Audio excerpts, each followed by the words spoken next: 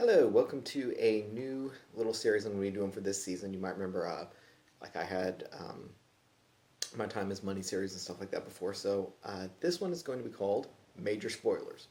And I'm calling it that because most of the time in my reviews, I've noticed that I keep things a little bit more surface level because I don't want to give away too much about stuff.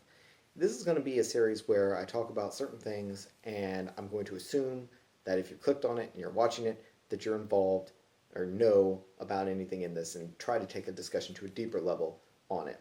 Because one of the things that some of my friends have talked about is that they wish certain videos would go deeper, maybe not be as broad and shallow. So I want to talk about something specific today, and it's in regards to Mass Effect 3 in particular. But we'll be talking, obviously, all the Mass Effect series culminates into Mass Effect 3 currently. The reason why I'm doing this is because for the past couple weeks, I've been getting on following Mass Effect 4 news and stuff like that. So while this video on one level is kind of irrelevant, since this game is so old, it might start to become relevant again. And one of the debates that was relevant before, and I didn't chime in then, and is maybe going to become relevant again, is some of the controversy surrounding the ending of Mass Effect 3. Now again, major spoilers, so I'm not going to tell you what the controversy surrounding the end of Mass Effect 3 was. I'm assuming you know. Basically, this is a take on it, though, which I wanted to address and I wanted to comment on because I was rewatching a vlog of a guy and he was talking about how the fact that the ending of Mass Effect 3 and the change that happened because of the fan outcry actually set back video games as being perceived as an art form. And I can get where he's coming from. So the argument basically would run as this. You had a company which produced, Mass Effect. The consumers didn't like the ending of it. They complained enough. They had an experience. They paid for an experience. They didn't like the experience. And so the experience was either refunded or, in this particular case, altered so that you could enjoy it. Now, does that sound like art? No, what that sounds like, it's corporate language being used. It's describing a business for a product. You paid for a product, you didn't like the product, we'll fix the problem for you. Albeit it was a little more drama than that, but that's in a nutshell what you could say what happened with EA. And the argument that this person would make was, and as I look back on it, there were several people that actually were making arguments similar to this, was that's not how art works. Art shouldn't concern itself on one level with what the consumer wants. You don't consume art in that way.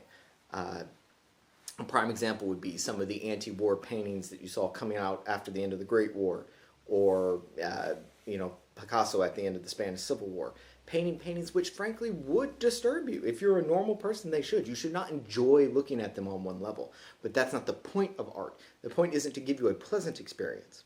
It isn't even to give you an enjoyable experience.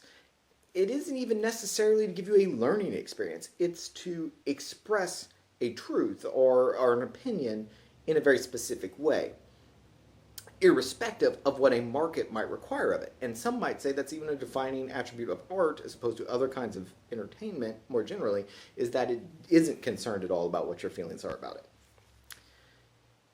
I actually think it's a pretty valid critique to level at the changes that happened to the end of Mass Effect 3, except for a few things. If you're going to claim that art doesn't produce an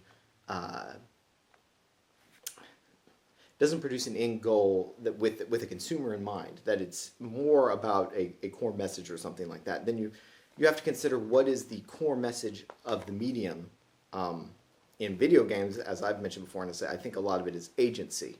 That's a huge portion of what makes video games art, is that it's an art form that employs agency of the player, of them being involved, of a story going two ways. That's why video games make crappy movies. It's not just because stories in video games aren't good enough. That's clearly not the case. I'm holding a prime example of a trilogy that, even in a flawed state, presents a better story than most movies. But it's the fact that that story actually only really works when you're engaged in it and when you're involved in a back and forth give and take relationship with it. The problem with the end of Mass Effect 3 is that it stripped away everything that had made the game art before that. All the choices that were supposed to be important, all the agency, which was given to you as a player, which was supposed to be important, suddenly didn't mean anything anymore. And it's not that you didn't have any agency, it changed. Everything changed. And it theoretically could have been done in a way that makes sense. I think, for instance, of Bioshock. And this isn't a major spoiler of Bioshock. I do plan to do one, so I won't go into it too deep. But think of the twist that happened there, where you suddenly went from thinking the game worked a certain way to realizing the entire rules, the entire system, the universe actually worked a different way. But it was done in a way that continued the art, the progression of the art form. That didn't happen in Mass Effect. Mass Effect was clearly a product which and which is why Mass Effect 3 is probably the least artistic of all three games. It was approached more as a product. But it was the chapter of the story which was clearly rushed. And the argument that I would make is the fact that EA, not so much EA, let's leave it, BioWare, the fact that BioWare never actually stood really hard line behind the end of Mass Effect 3, and the way that they changed it so quickly, and with so little pushback on the integrity of the story, leads me to believe that the actual people involved, the artists involved, not EA, but the actual artists that were involved with producing it, realized that this was not the ending that worked with their art form. As such, I would say that it's not a good example of that happening. Though, here's what I would say. That argument leveled against the changing of the end of Mass Effect 3 concerns me about Mass Effect 4, the one that's coming out, and video games in general. Because while I don't think it was bad in this case that happened, I think it allowed the artist to come back and at least in some method try and repair some of the damage that had been done to the IP. It's not always going to be the case. And what I'd hate to see is, for example, for Mass Effect 4, or Andromeda, or whatever it is we're calling it now, to be just a check-off list of things that were focus grouped out of Mass Effect 3. Because then it has become a product. And then it isn't art anymore. Art has to do the fundamental thing that, art can make you feel uncomfortable. It can make you feel happy, sad, whatever. But the one thing that art really has to do is not lie to you. It has to be honest. Doesn't mean you have to agree with what it's saying, but it just means it has to be honest on that fact. Because the minute art stops being honest, it stops being art and stops being either just entertainment or propaganda. Because it's trying to sell you something now. If Mass Effect 4 could easily do that, given what happened with the ending of Mass Effect 3, wow, we took a lot of blowback because we wrote something people didn't like. And if BioWare doesn't realize what it was people didn't actually like, then they might just, write Mass Effect 4 via survey, or something to that degree. Now, I have more respect for them than that. Even in Mass Effect 3, frankly, is an ingenious game, by and large. So, I don't have fear in that sense.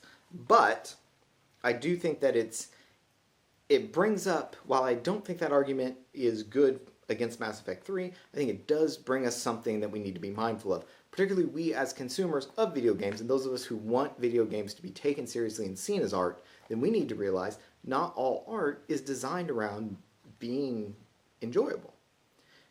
Now, video games as an art form, I think, are very specific. They should be fundamentally games, so there's certain constraining things that play into that.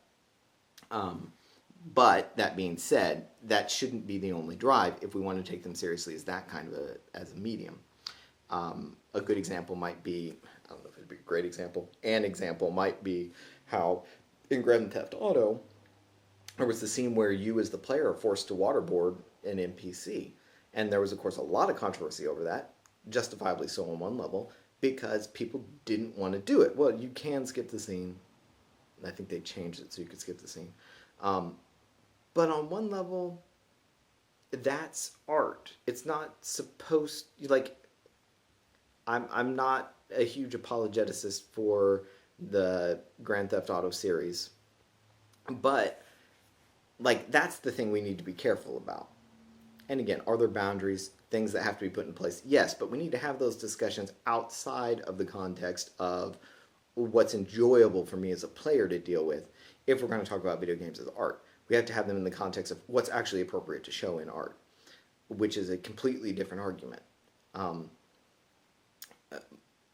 And the same rules that apply to literature and film, just in the way that those rules of what you can show and what's good aren't the same as each other, those rules shouldn't actually form the basis of what makes for appropriate content in a video game, because they're different.